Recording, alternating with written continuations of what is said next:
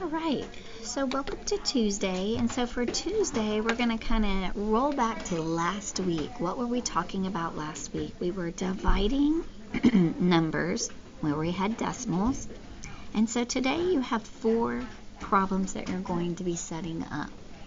And remember, when we divide, sometimes our total is less than our divisor. So when we do this problem, what I want you to do is I'm going to help you set up the first one, and then I want you to continue doing the others by yourself. So this first problem is 1 being divided by 5. And that's what that looks like. So remember, when we go back and think about last week's lesson, if we can't get a group of 5 in this number, then what we do is we simply add a decimal, we add a 0, we pop up the decimal into the box, and then we divide like normal. How many groups of 5 are in the number 10? That would be 2.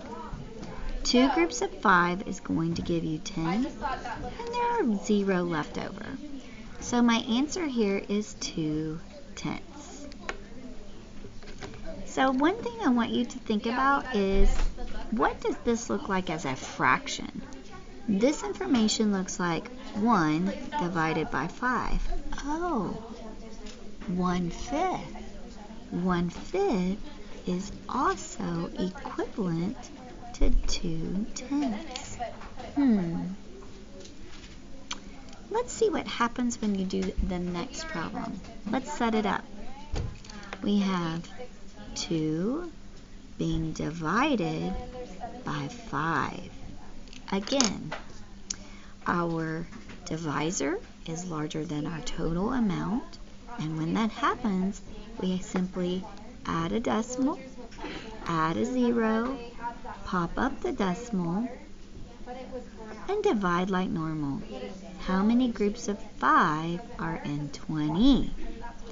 Well, that's easy. 5, 10, 15, 20. That would give me 4 groups. 4 goes on top, and 4 groups of 5 is going to give me 20. 20 minus 20 is 0. So let's think about what fraction that is equivalent to.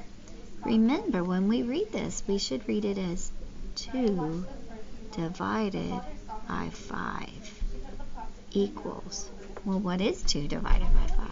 That's going to give me 4 tenths.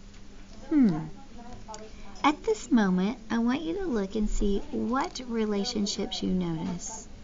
What relationships do you notice with your numerator? And what relationships do you notice with your decimal equivalent?